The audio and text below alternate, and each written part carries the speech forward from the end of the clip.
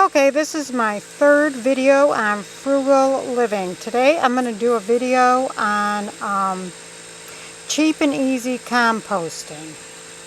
Okay, now I have heard about different composters and they're all pretty expensive. And I have a friend who has a neighbor that has one of them ones that you turn. You hand crank it and you turn it. You're supposed to turn it every day. And I asked him, I says, what do you think about it?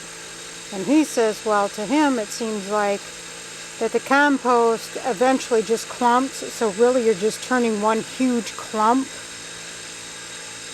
of stuff. And it's not really breaking it up like you would think it would be.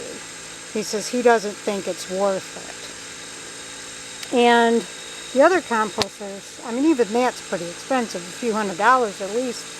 But then the other ones can get more expensive, and what else are they going to do? I mean, unless you're going to open it up and break it up, and, you know, it's just, are you going to do that every day? So I started filling. I had this plastic bin. I got it from my neighbor. She gave it to me for free. She had these plastic, huge plastic. This is as big as one of those metal tubs that you burn scraps in, like this one over here. I'll show you this one over here. It's about the same size as this, right? Well, my neighbor, before she died, gave me this because she wasn't going to use it. And so I just been kind of sitting around for a while. And so I thought, I'll just do that and turn it by hand with a shovel or a spade, whatever. So what I did was, if you can see here, I drilled holes in it. I don't remember if I drilled holes in the bottom, but the best thing to do is drill holes in the bottom, you know, for drainage. And another good thing is once the compost gets to working on itself and breaking down, the worms will come up from the ground. So you're going to want to make pretty big holes, you know, so they can get in and out of the barrel. So anyways, I started this, and I started just throwing stuff in there. Grass scraps, food scraps, and cardboard. And then I happened to be at a farmer's market with a lady who does sustainable living. And I asked her, I says, you do compost? She says, yes. I says, well, what's the best way to compost, and what composter do you think is the best? She says, if you plan 3 years in advance, you won't need a composter. You just make there's my chickens. You just throw everything in your pile or in your bucket or in your barrel or in your bin and just let it sit there for 3 years. And in 3 years it'll be broken down enough. You won't have to turn it, nothing. And in 3 years, just let it do its own thing. Keep adding stuff on there until it's full, and then move on to your next bucket or bin or whatever. 3 years, it'll be compost, and it'll be ready to use in your garden. So that's what I've been doing ever since. I've just been throwing stuff in there. She's been doing this for years and years and years. So I trust her more than I trust some marketing. Chickens are going crazy. Marketing company that's advertising a very expensive product that you need. So anyways, that's a rooster. He says hi. So I just throw my stuff in there. Like I said, I got the holes. I just recently put some grass clippings in there, but I don't even, oh, if you see something, look at that. I don't know if you can see that, but yeah, there's one of my squash seeds sprouted. Anyways, I had some squash in here. For some reason, you know, it grew. It even got a little squash on it. Here it is, right here, the squash, if you can see it. The squash, and then for some reason the thing just died. Over a few days it just died. It was doing very well, and then it just shriveled up and died. So obviously it's not ready yet for compost, but it's only been about a year. So anyways, so you can use something like this, you know, if you can get it free or real cheap. Like I said, I don't want you to go and buy anything. And then there's another thing that you can use. Tidy Cats. If you get your kitty litter in one of these boxes, you can use that. Now this I was using for soil, but you know, I might be using that for compost. Small and even full, it won't be that heavy. Small. It'll be easy to roll it, and even if not, you can easily put it in a wheelbarrow or a red flyer wagon and just wheel it around to wherever you want it.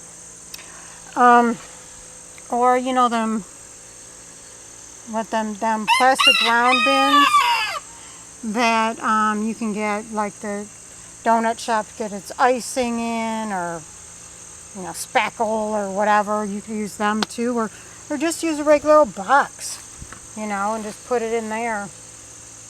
And this will compost a lot sooner than that, you know, and you can actually, you know, you could easily, you know, spade this stuff, turn it yourself in something this small. When it gets this big, it does get hard, because even though it's not very high right now, before I stopped, it was getting real tough to, you know, reach in there with a spade or a shovel and try and turn it. It was getting too rough for me. But in this little thing, it should be easy if that's what you want to do. But like I said, if you plan, she says if you plan 3 years in advance, you'll be a-okay. Just use whatever you got. You know, you can use something smaller than this. And I don't even worry about, it doesn't really smell. It smells if I get within 1 yard of it, like 1 yardstick, which isn't very far. I can smell it.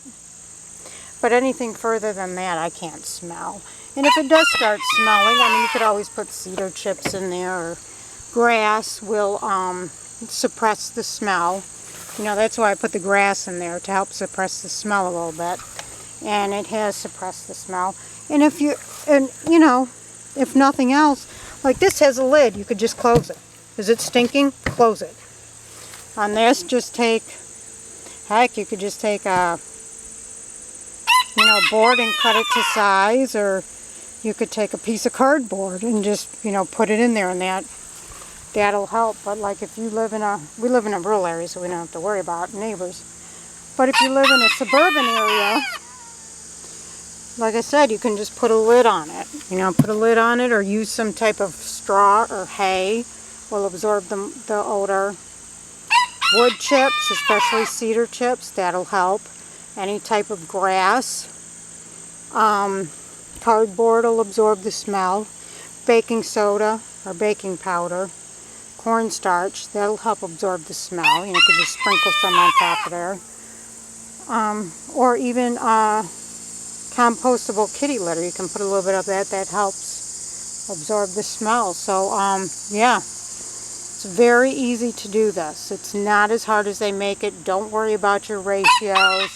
That's why it took me so long to start. I'm like, oh, I don't know the ratio. I'm worried about the ratio of greens and browns and organics and all this, and just don't even worry about it. Throw everything in there. If it starts to stink, throw some grass in there, or hay or something, and you know, if it bothers you. If it doesn't, don't even worry about it. It'll just eventually compost. Just give it 3 years in advance. You won't even have to turn it. Oh wait, you know what? While I'm out here, you gotta show you this. Jiggling the camera around. Like I said, I do not have a tripod. But you gotta see this one. Do you see this one? Can you see it? It's a praying mantis. I don't know if you can see that. Look at that. Can you see it? Ah, I don't know. Is it? Yeah, this doesn't have the auto, what do you call that? Autocorrect, whatever. Autofocus. Yeah, you can see it moving. It's trying to look like it's blowing in the wind. Them things bite. I once had one on my sandal and I tried to take it off. I didn't want to squish it. I tried to take it off and I had it in my hand and the doggone thing bit me. Boy, did it hurt. Sure did hurt. Can you see its eyes looking at me? I might have to clean the lens. I think it's not focusing. It's probably because the lens is dirty. Isn't that cute? Hee! Well, I'm getting away from it. I don't want it to bite me again. Okay, talk to you later. Bye.